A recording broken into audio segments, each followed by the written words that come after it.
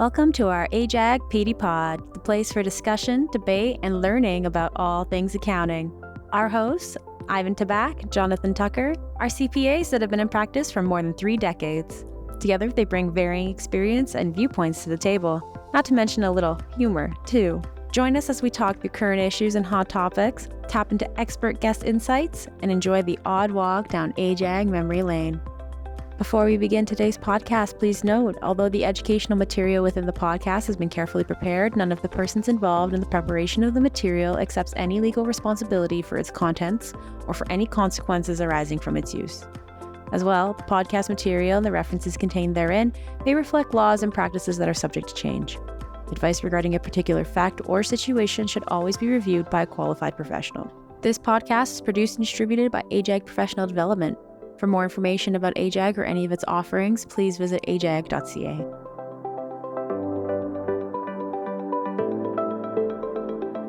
Hi, welcome to AJAG PD Pod episode 14. I'm Ivan Tabak. I'm Jonathan Tucker. And today we're welcoming Roman Belenky, Senior Manager of Tax from Doane Grant Thornton, LLP, who's going to be talking to us about estate planning and tax issues related to disabled individuals. Roman, welcome. Thank you so much. Thank you. I have been really looking forward to this. This is a really important topic. Yeah, this is something comes up all the time. Yeah, and after so many years in practice, there's so many unknowns or and they misconceptions. Everything keeps changing. Yeah. So, Roman, why don't you just tell us a little bit about your practice and maybe how you got into specializing in this area? Thanks so much. I practice primarily with trusts and estates. I work with family enterprises, with owner-managed businesses. So, and I also help, like sole practitioners or small accounting firms that don't have their own tax departments. So to help them with the estate planning, and of course to multiply that capital gains exemption that we all go about and try to manage all of the CRA, correspondence that comes with that. Very good. I love your passion on this. I thought if we could get you in here and talk about this, your enthusiasm combined with your knowledge on this, which is such a broad topic, and would take us in different directions than, we've been in practice for a while. And so there's stuff for us to learn. So for those that are watching today, I think you're going to find this a really interesting topic as we go in a number of different directions. So, Roman, what are some of the tax benefits available to disabled individuals and families? The first thing you need to open, I guess, the gateway of tax savings is to have the disability tax credit, right? So, which is something that, you were talking about, is the first thing you ask your client: do you have a kid with disability, or a parent, right, or a family member? And number 2, have you applied for the disability tax credit? Because once you have the disability tax credit, so you're in, right? So you're in the preferred beneficiary election, you're into the qualified disability trust, you're into all of the medical expenses, all of the renovation tax credits, all of that stuff is in, right? But sometimes you can't get the disability tax credit, or you can only get it for a short period of time, right? For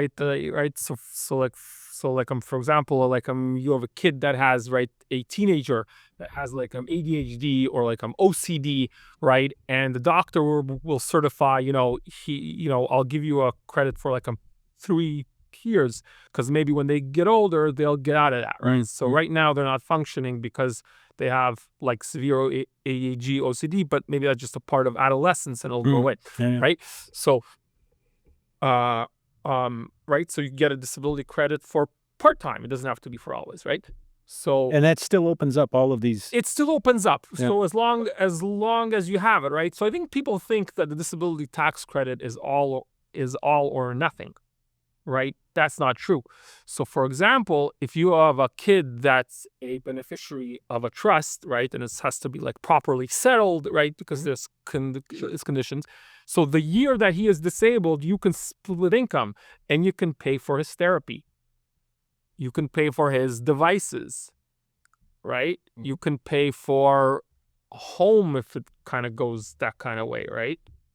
But the preferred beneficiary election also has an advantage, is that if you get a note from the doctor that they're mentally incapacitated and a couple other things, and their basic income is below the and their income is below the basic amount, you can get into that too.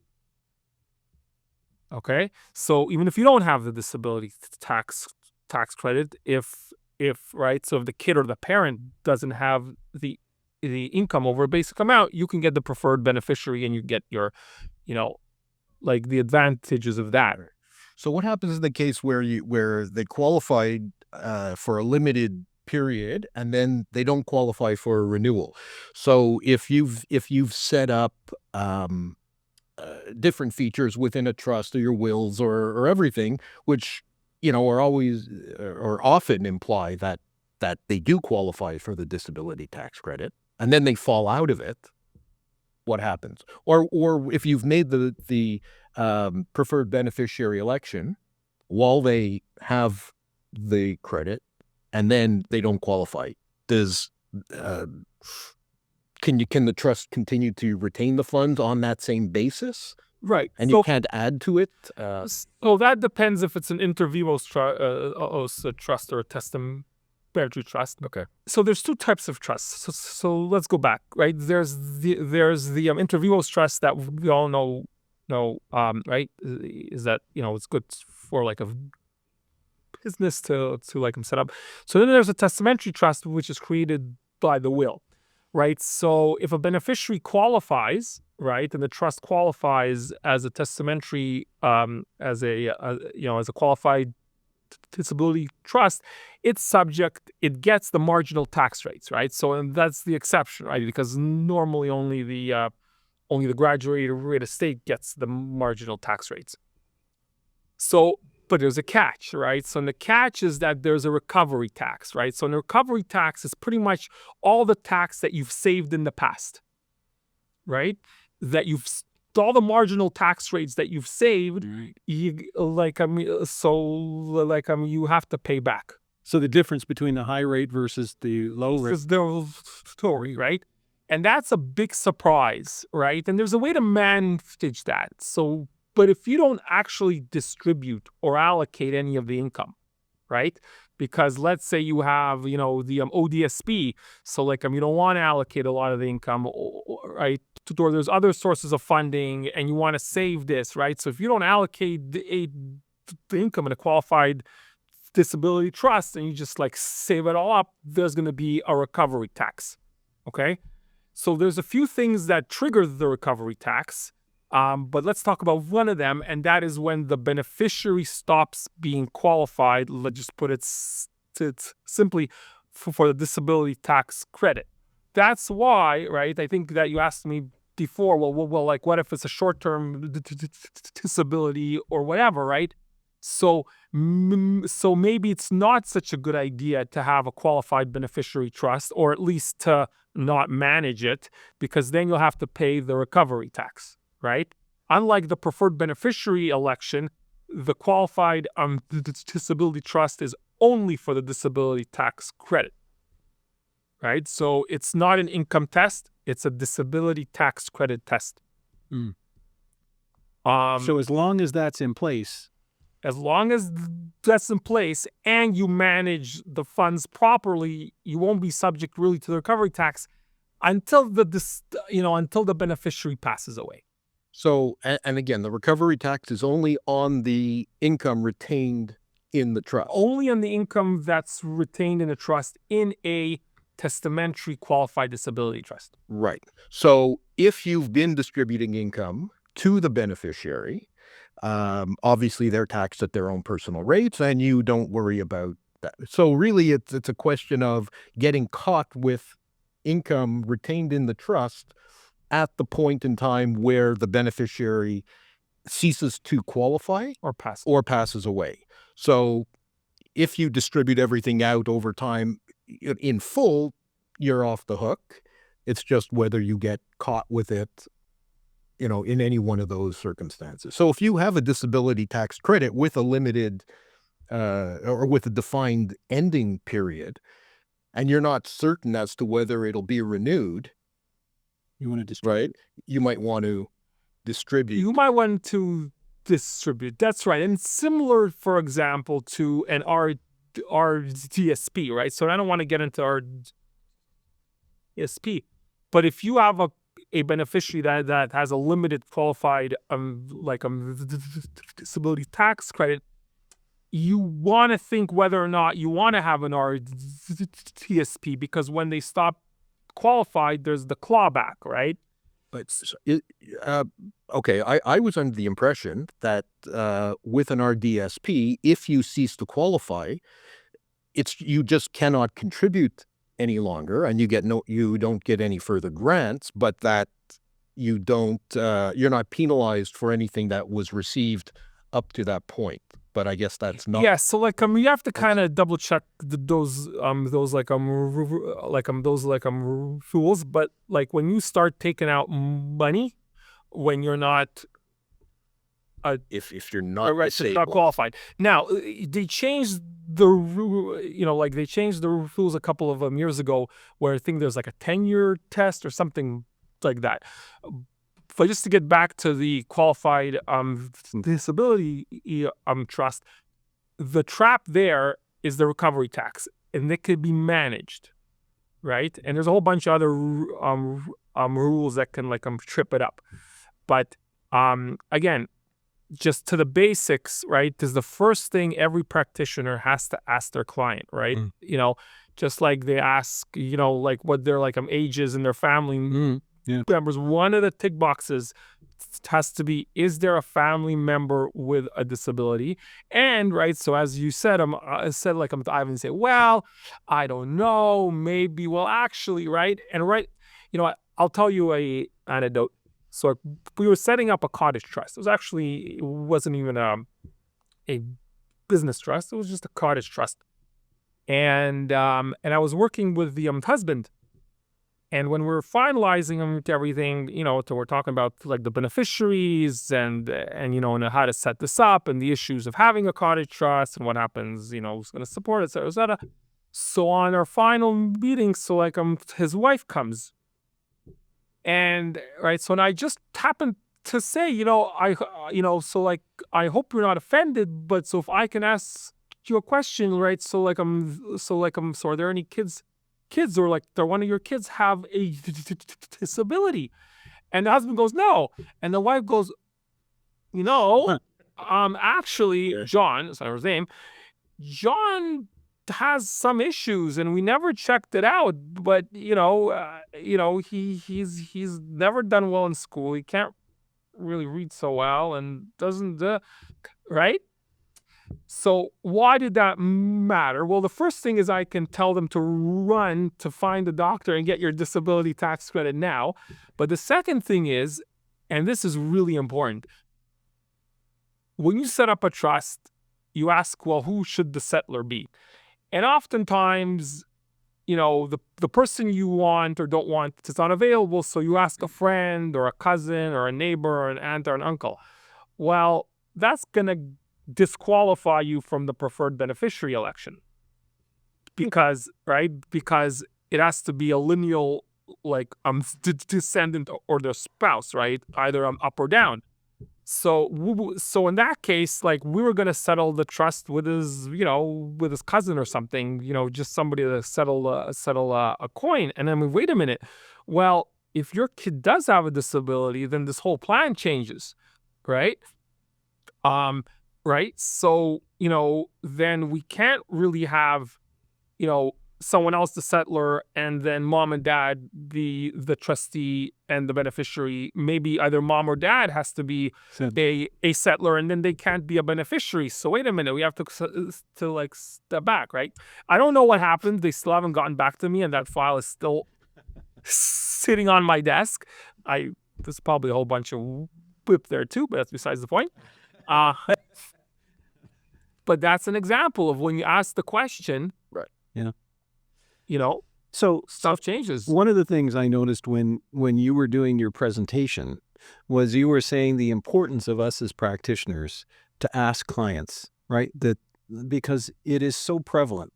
So for those that are watching today, like what are some of the most obvious disabilities that we just glance over? Like somebody mentioned a hip replacement, or like how many people have hip replacements, or what other types of Something scenario like that is, I guess it's beyond the scope of the planning, but just to qualify, I mean, I've had clients who've had knee replacements and they got the credit for 2 or 3 years. It was, they granted it for the year before, the year of the surgery, and the year after while they were recovering. And I've told many clients who I know have had knee replacements, hip replacements, I said, go get the credit. It's a bother. My doctor won't sign it. I said, he will sign it. Yeah. No, so I'm fighting with them Sorry. put money in their pocket because it's pretty much a no-brainer. And you had a statistic when you were talking about how prevalent disabilities are. And the whole point of this is just to say there is more out there for our clients than we realize. And sometimes it's a sensitive area and people don't want to talk about it. But so what was the statistic? Absolutely. So I hope that we can maybe like bring it up and like share it. But Stats Canada, I believe in 2022, that was the last one. I believe that just under 30% of all Canadians over the age of 16 said that they had a disability. Now, that may not go to the extent of a disability tax credit, but the point is that I sure hope that people are asking the question, and I'm like, so I'm on a personal like mission to raise awareness for accountants, and just ask the question, Ask the question. You'd be shocked by what you hear. And my practice changed, I'll be honest with you, after I started asking the question, because the answer started to be yes. Yes, or maybe, or let's check it out. And that changes the planning that we do.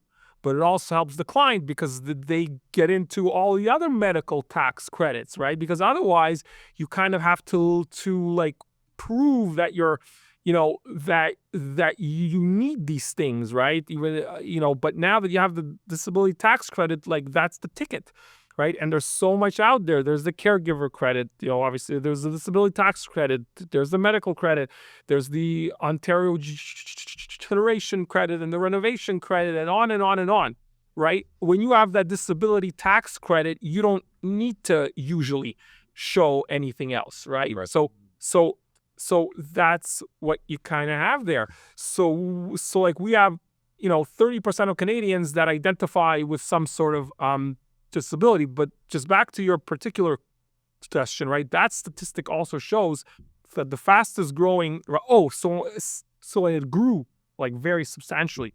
And there's 3 reasons for that. The first is the aging population, So I think last year there was a statistic that there's more people in Canada over the age of 65 than there are under the age of 18. So as we live longer, then you would expect as we age, we would develop disabilities. So that's something that I think is expected.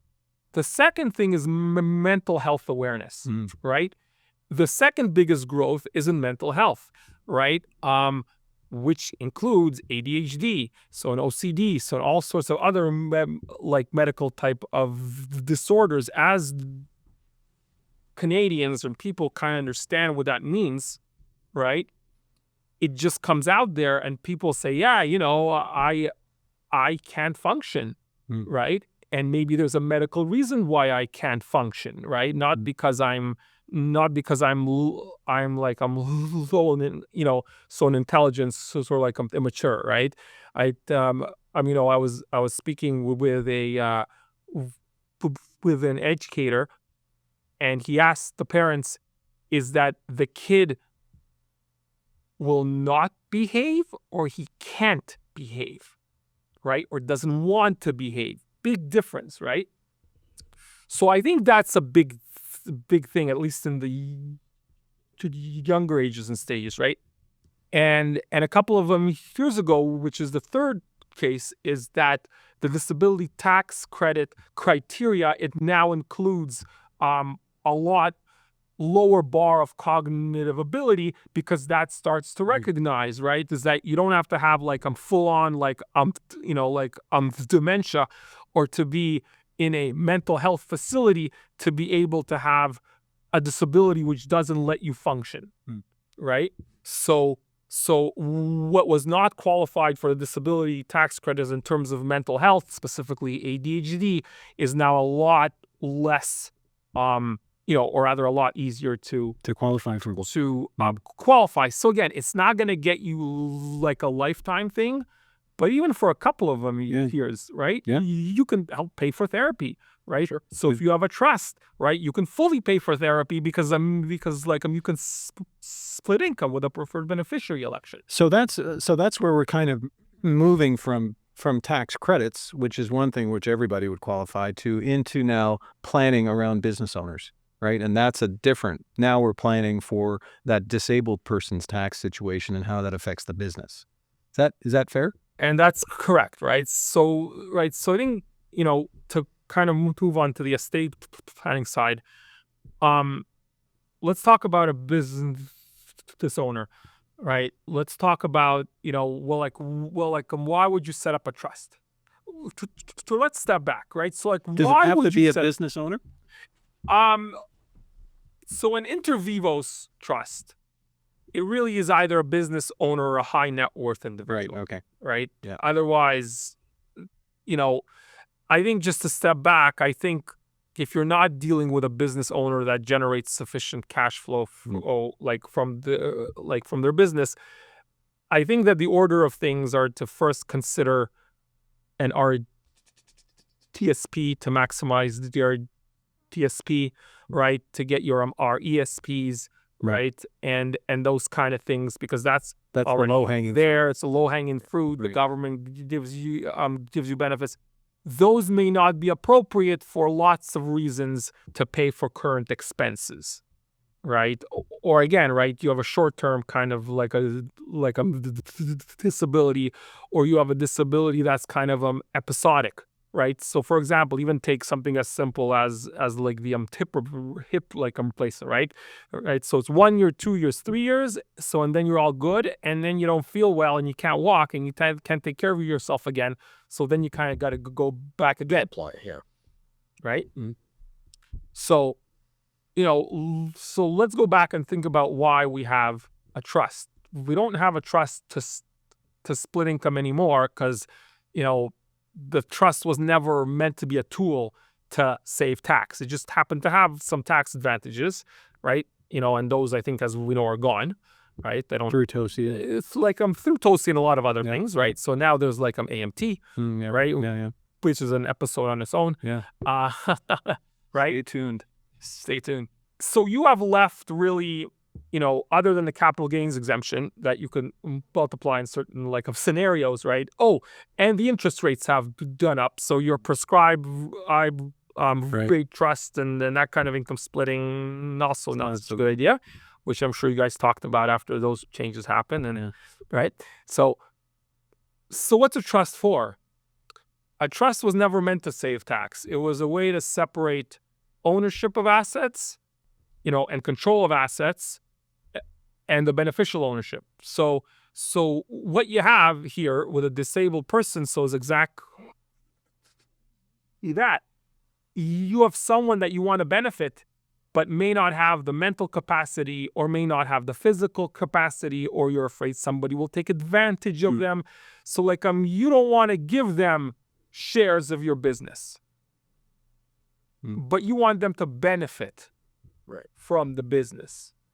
So here you have a trust where there's wealth, whether that be cash or whether that be shares of the business, and you don't want, right? And you want to protect that beneficiary that's a disabled, or to make sure that they're cared for, right? So here you have a business owner that has shares, and maybe he wants to put those shares in a trust, right?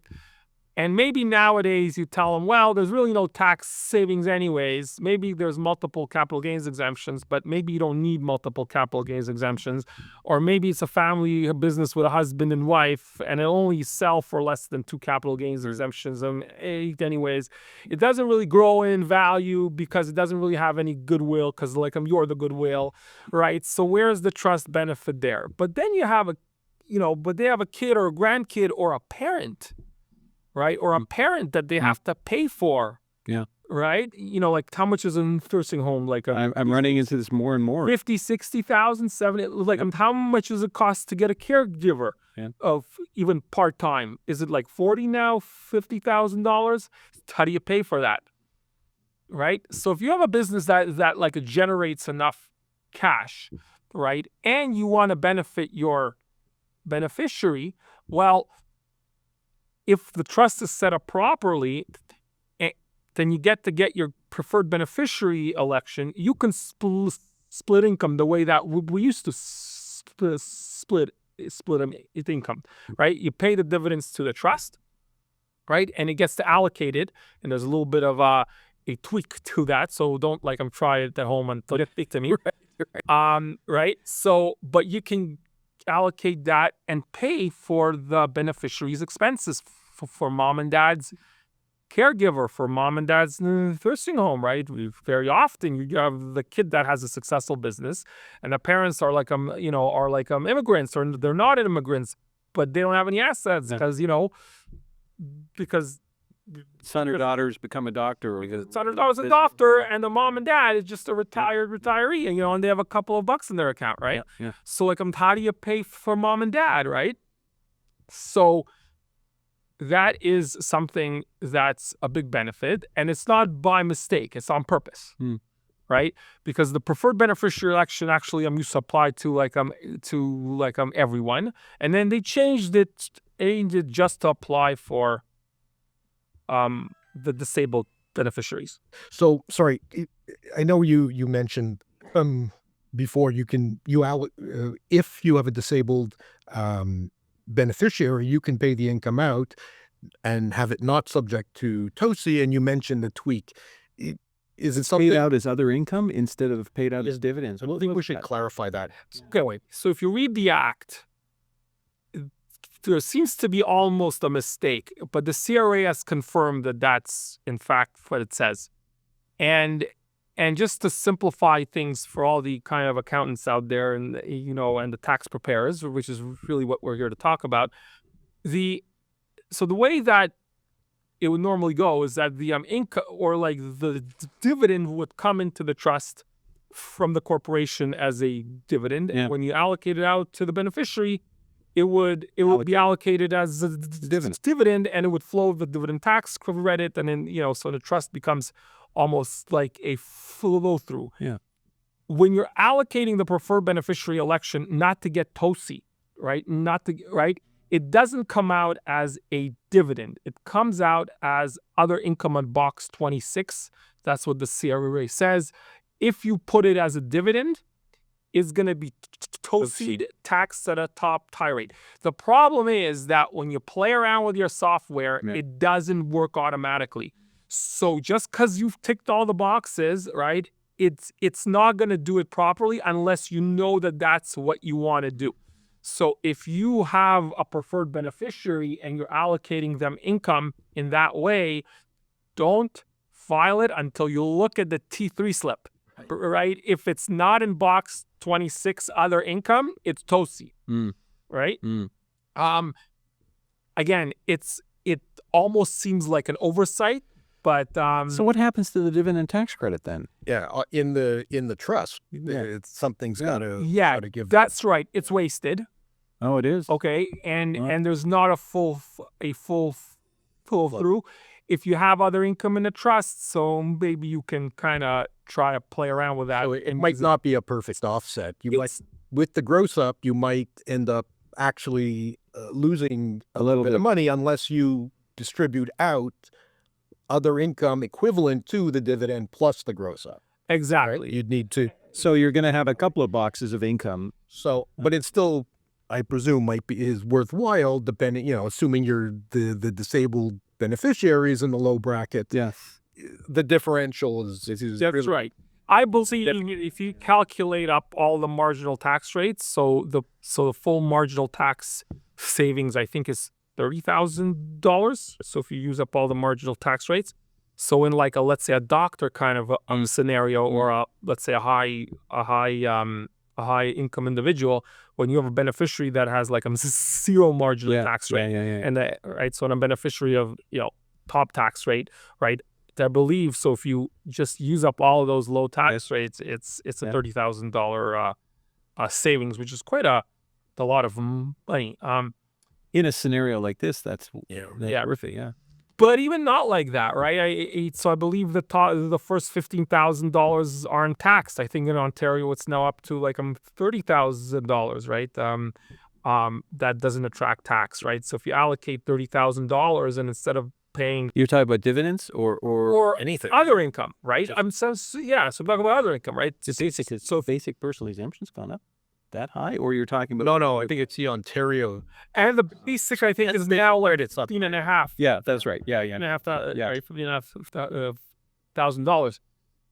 Right. So when you have a doctor that has to pay for expenses and puts an extra $30,000 into his pocket at 54%, put it into your plus surtax, right? When you think about surtax, right? Well, it was a big deal. And put it into your mom and dad's hands. Yeah.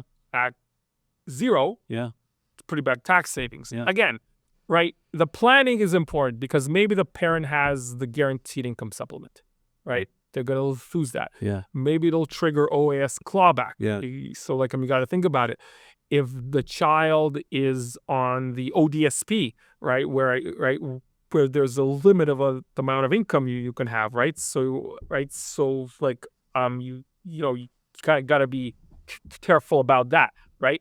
So you can't just say I'm willy-nilly, there's no TOSI, so I'm going to stick in $50,000, $60,000, $70,000 into the hands of my parents so I could pay for their expenses. Yeah. Because then you're may end up foregoing a lot of other tax credits. So it requires thought. Yeah. Right? But when you have a parent or a child that it costs $100,000 to support, right? So let's say you have an autistic child, right? Or you have a child that has to go to a special school or a special needs school where tuition is $30,000, $40,000 and therapy and caregiver, all right? So you're going to forego that ODSP and whatever else because I think if you do the calculations, you'll end up ahead anyways. So knowing that opportunity is there is at least something that needs to be talked about. Explore it. Right. So now I've got let's take this scenario out one more step and maybe a little beyond the subject here, but I know the question is going to be there. Let's say you pay out $30,000 through the trust to your dependent child.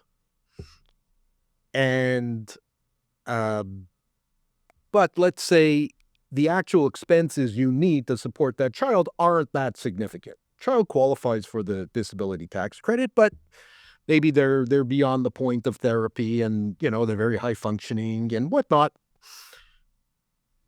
What can you do with that money? If you put the money into the child's bank account, and can you go in and then have the child give it back to you? Gift it back to you? Does the money have to stay in the child's account to meet any qualifications for this as a type of distribution? Where are things at with that? Because obviously, if there's money to be able to be flowed through at the child's tax rate and the parents want to take it back for their own use, does that pose a problem? So the benefit of the preferred beneficiary selection, right, is that as we know, for a trust to be able to deduct an amount for a beneficiary, it has to be payable. Yeah. So the preferred beneficiary election is an exception to that rule, where you don't actually have to pay the money out. Right, where the amount is actually notionally allocated, or just to put it in simple terms, if you put the slip on the kid's tax return, the money can stay in the trust, right? So, and that is not in, right? So, and that is a policy, that's a tax policy, because it's there so that to accrue capital for the child. So to answer to your question is that if the child does qualify for the preferred beneficiary selection, you don't actually have to give them any cash. It stays in the trust. But if you, but so that, but the cash is still in the trust. So what I'm getting at is, if I've got $30,000 in my operating company that I want to get out, and I can do it meeting the qualifications with the trust with a disabled child, and I actually pay the cash through into the child's bank account. Once it's in the child's bank account, if I go in and then take it for myself, It's tax-paid Right. money. it's tax-paid money, but does that create a problem? And I sort of get asked this question almost thinking about the capital gain, placing the capital gain exemption, where Yes. to really That's qualify, you have to pay the money to the child, And if but- it stays their money. and it's their money. Yeah. It's- So if I go in and take that money, my understanding is that CRA could come back and deny the exemption. Or That's right. And there's been a couple of court cases about that where the judge absolutely agreed with the CRA, right? So, and this is, again, another podcast for the application exemption. Yeah. But it's a similar concept with this type of a distribution. so theoretically, I suppose, but then you kind of got to ask the question, does the child have the legal capacity to make a gift, Mm. right? Or did you go into their bank account and expropriate their money for your own benefit, right? Okay. So that kind of goes into a separate Issue. issue. Yeah. So now are we talking a child that's at the age of majority or minor? Because if you have a child at the age that's over 18 with a disability, but that's not incapable of making a decision, or at least you haven't taken the steps to treat them as incompetent, I guess is the term, right? Legally, then how do you, I guess then it's a big, it's a... Right. I can't answer that question kind of standing on one foot and without getting into the legal aspects of it. But the answer to your question before that is the business has a $30,000. It pays it to the trust as a dividend. The trust puts that slip, let's just make it simple, on the beneficiary's tax return, and the money stays in the trust. So as long as the money stays in the trust, so it doesn't belong to like the beneficiary, other than that the trustees have like in general a fiduciary like a responsibility to manage trust funds, right, for the benefit, right? But you're really asking me, all right, so what happens if the money did end up in the beneficiary's bank account, right? So if you think that he doesn't have capacity, right, whether they're an adult or not, right, to manage their own funds, right, and you take those funds like for their benefit, well, so I'm not a lawyer and maybe you don't want to, I'm not going to give you any legal advice, but like maybe that would be okay. If you're on a joint bank account, it's a joint bank account anyways. Right. So it's hard to argue that you don't have the right to It's hard to argue. money. Right. So maybe the capital gains exemption, right?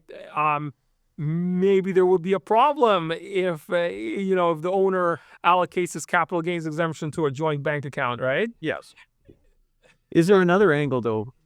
Could you look back to past years where maybe there's been money paid out and you're Reimbursement of prior recovering expenses. prior expenses? I mean, is that an argument? I suppose that. So that's always kind of when you practically do a trust. I mean, in the bad old days, you would have a trust that didn't even have a bank account, Yeah. right? And that would raise the whole question of like, How could it be? like what exactly is going on? And I'm sure that you've done the exercise, and I have, of when the CRA comes and says, well, you've deducted, $100, $200, $500,000 of expenses and deducted it from the trust and paid it to the beneficiary. Well, where's the cash? right? And maybe you would tell your client, well, you better go look in mom and dad's records or in your records and do up a tally of what you spent on behalf of the child, and maybe CRA would be okay with that, and maybe they would not be okay with that, and maybe you would have a very expensive tort case. So I guess the cleanest answer is use the preferred beneficiary election, retain the funds in the trust, and then as you're spending money on behalf of the child, take a capital distribution, spend it out of the trust. So that could be anything from cell phones to I don't know if a room and board would count, but so the rules of thumb I've always thought of was that beneficiaries can't, or children, for example, the luxuries of life are fine, but the necessities of life you can't. Okay. But if you have a child over the age of 18, maybe you could get away with that. And but again, even just a vacation, right? A family vacation, Fair enough. Pull out. But the only other thing that comes to mind is the public guardian. Is there any issues with the public guardian stepping in, and now you've got that issue, which is another legal aspect of this, right? The only time I've seen the public guardian get involved is in testamentary trusts. I'm sure, I presume it could get involved in inter vivos trusts, but again, I mean, it's especially with elder care and things like that. Now that's where I think that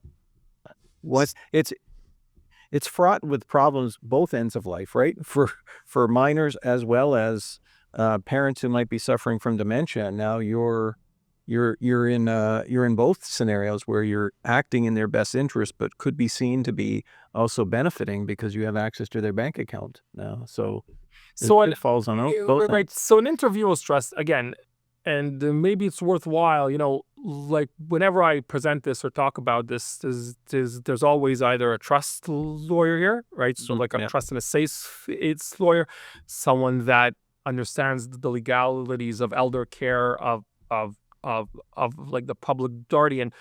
But I have a case right now of an individual that is in their early 70s. All their immediate relatives are in their 60s, 70s, and like 80s, and they have two children.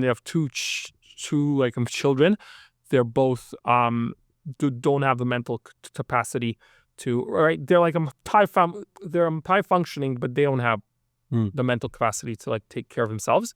And we're planning this, and one of the things, right? So and one of the discussion points is, okay, well, like when you pass,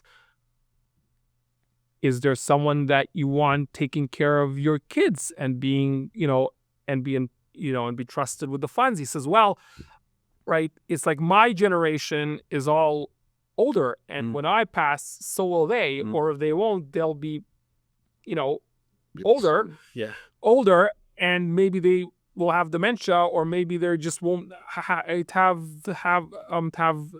the ability. So the discussion there is, right, notwithstanding any tax saving, this is nothing to do with any sort of tax planning. All right, do we want to appoint a third-party trustee? And the answer is yeah. Right? So like you would have a third-party trustee, so maybe a family member or not, right? Or maybe not a family member. All right, well, there's a cost like to that. Well, how much is the cost to that? Well, that also means, for example, so if you have a third-party trustee, so you better know it that they will follow every to the letter of what they're on the hook, and they will consult with their legal counsel, and your kids aren't going to get all the distributions that they want, right? So if they come to the public trustee and say, hey, can I buy a car? Well, or maybe they can't drive, but can I have $50,000 just because I want it? So if I were the third party trustee, I would take counsel like before doing that, right? So to answer your question, families that are planning to protect their disabled family members, or quite frankly, non-disabled family members, let's say you have siblings, and you have one sibling that's very aggressive and one sibling that's not, and right, so you as a practitioner, along with the parent, knows that John is going to take advantage of Jane, right, and take advantage of Jane's family, because that's just the kind of guy that John is. No offense to all the people that are named John. I'm trying to use a generic name, right? So maybe even in a perfectly normal family scenario, you want to have a third party tree. Yeah. I have a case right now where I have a on a second marriage, right? And right, where there's children from different marriages. And maybe you want a third-party trustee to make sure that the kids from your first marriage will get what you want them to get. Is because, my goodness, I don't want to guarantee it on camera, but like when there's children from different marriages, the surviving spouse is gonna have all sorts of reasons why your kids from the first spouse shouldn't get anything, right? So just step back from any sort of tax some savings, right? The family has to look and say, all right, what happens when I'm gone? What's my family scenario? Should I put a third-party trustee? What's that gonna be? That's gonna be a cost. It's gonna be a lack of flexibility. But like, maybe I could protect my daughter or my son, that someone's gonna take advantage of them. Okay, so we've talked about, we'll call it a generic trust. In a business. In a business scenario, and the preferred beneficiary election, and a qualified disability trust just being we'll call it a subset of a regular trust. It's just as long as as the beneficiaries meet the definition, a typical trust could be considered a qualified disability trust. Only a testamentary trust. Only testamentary. Only testamentary. So explain now, what is a Henson Trust? Because I've heard that term forever. Years. And again, I've been told that, again, it's really along the lines of, a regular trust meeting certain conditions to be considered a Henson Trust. So what is it, and how does it differ from what we've talked about? Okay. So a Henson Trust is very simply a fully discretionary trust. End of sentence. Henson Trust is a trust that is referred to by kind of the general population that we refer to as a discretionary trust. It's called the Henson Trust after a famous Henson case, right? Where there was an individual that set up a discretionary trust for their child, and the child was receiving ODSP, and the ministry says, well, you're not qualified for the ODSP because there's all these trust funds, and right, and Mr. Henson argued, well, they're not the assets of my child. They're the assets of the trust held for the benefit of my child. So, and it's discretionary. So if I don't want to give him anything, he doesn't get him anything. It went to court, and they won. So for the purposes of ODSP, you can, then you can go on the website. There's a lot of information there. I don't want to add anything that's there. But if you have if you have a discretionary family trust, as we call it in like practice, those assets are not the assets of the disabled beneficiary, and they can still qualify for the ODSP, with the caveat that if you allocate income that goes beyond the threshold, right? So then they're going to be out of that ODSP.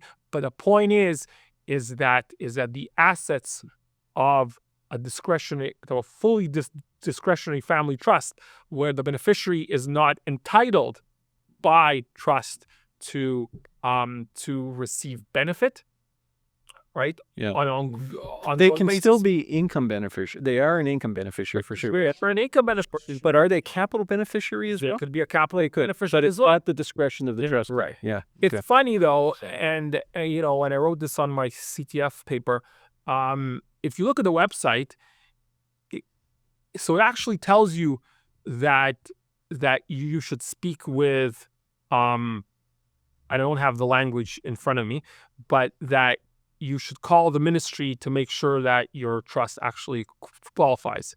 But in general, as long as it's a fully discretionary benefit, right, a discretionary family trust, oftentimes, for example, it's discretionary, but there's also a mandatory component. You would see that in trust, not so often, but sometimes.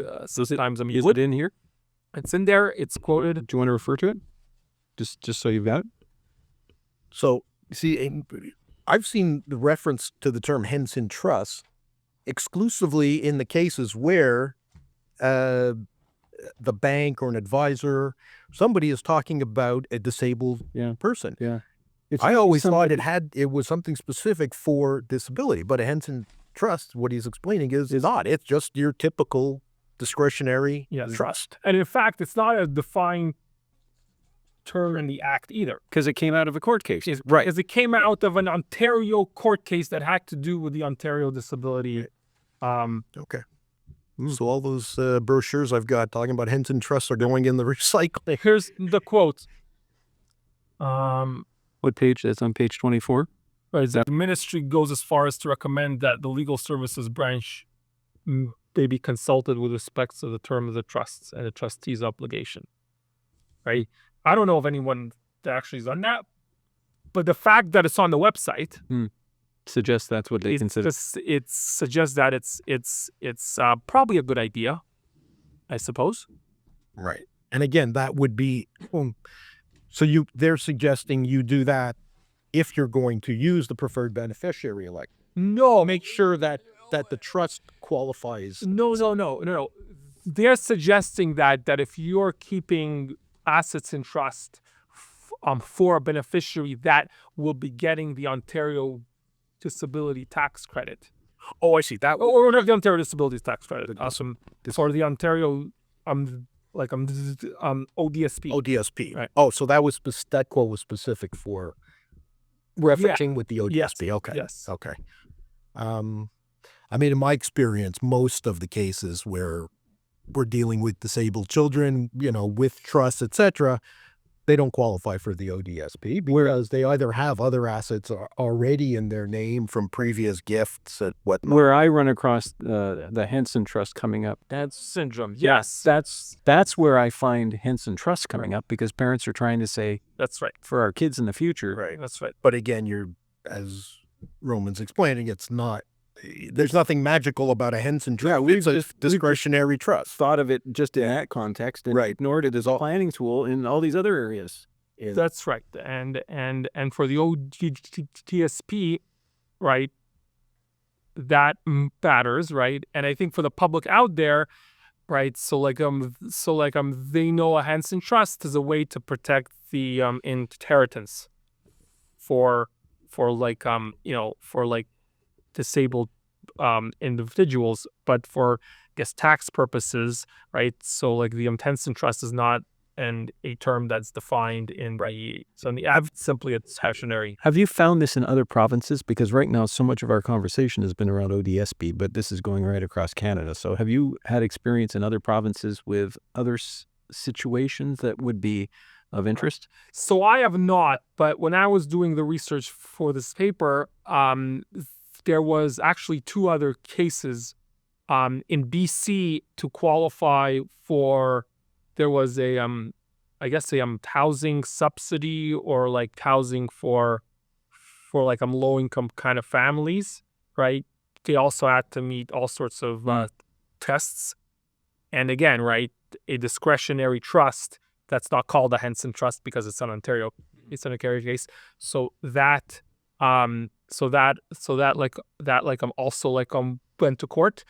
And the judge, I believe, there said too, right, is that the assets of that trust are not the assets of of the individual. Right. So again, this is very specific province by province and city by city, because like there's like cities that also have, let's say, subsidized housing, right? Where they have you to declare all of your assets, right? So is this an asset? So is it not an asset?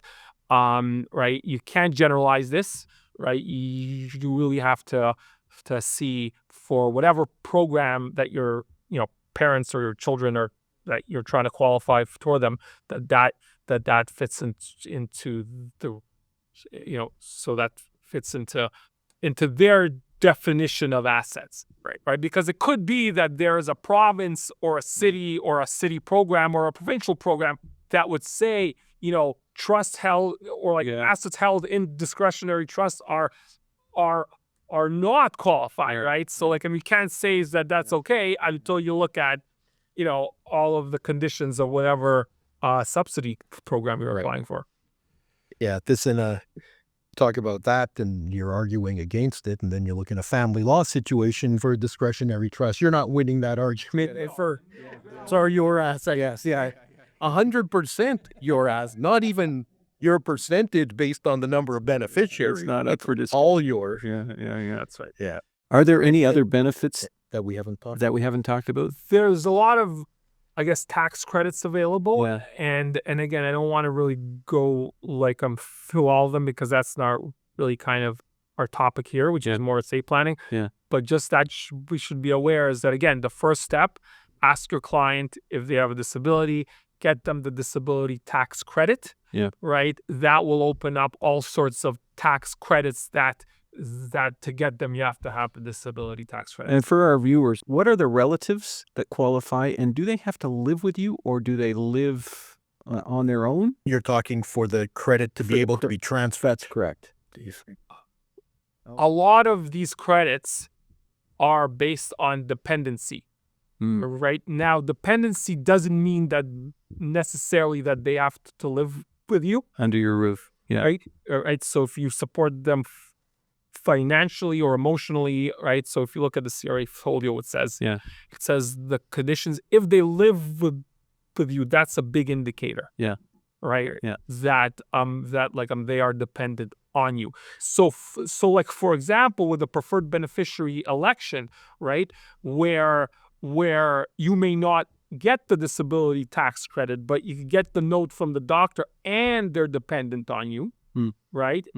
Right. The fact that they live with you is a big indicator. I'll use my own mom. In her instance, she became more dependent over time, but continued to live on her own. I would then pay for caregivers and things like that. But she was still sufficiently independent, but couldn't be on her own. That would be an example where for clients out there, or for accountants, think about what's happening within your family. Like you're saying, is dementia creeping in? Is all of those things creeping in where I am starting to pay for things now, right? And that should be an indicator. That would be, well, relevant possibly on two fronts. One, can you transfer if the dependent doesn't need the full credit? Right. Can you transfer the disability tax credit over to yourself? Yeah. And the second one would be, could you claim that if you're paying for the medical expenses, pick up those medical expenses? Could you claim it yourself, subject to the dependent's 3% income threshold? Exactly. But probably, again, it probably would be able. So to clear, there's a list of criteria of what qualifies as dependent, right? So it's on the CRA folio, and you can take a look there. Take a look at that. Yeah. Right. Other questions? The programs available. There's a lot of, especially now, like provincial programs available. Of course, we talked about the ODSP, right? There is for autistic individuals, especially children. I believe there is a grant up to $40,000 It's not so easy to get, but like, so if you get that, you could spend that on all sorts of therapies, and that's a big one. But that's if you qualify through one of the service providers. Exactly. I know in York District, Canark is Oh, right. is a big one, but there's many of them. You know, like, But that's children's center, right? So if you qualify that, so you Right. can go through that, And that's there's money a lot of that's right. and that's money specifically targeted to therapies. Exactly. Usually, that's the way it would work. Yeah. So, and again, I mean, there are programs out there, you know, depending on where your child or your parent is, there could be a good social worker, right? And they would point you to that, like, direction, right? Again, having a disability tax credit, so it's a very easy start. It doesn't mean that you'll get into these programs and get these allocations, but if you don't have the disability tax credit, It's an uphill. or so if you don't know that you should get it, or you don't think that your kid is disabled enough, right? So again, I just can't stop repeating myself. Ask your client, tell them about it, Yeah. right? And It'll really help them. Yeah, I've had so many cases where I've asked the questions and you get that kind of wishy-washy answer, and I have to almost force them to get that form done. Yeah. And I had a client who, again, didn't even want to think about it. Finally, got the form. We went back 10 years. There's sometimes That a stigma qualified. attached with this, Yeah, right? that's right.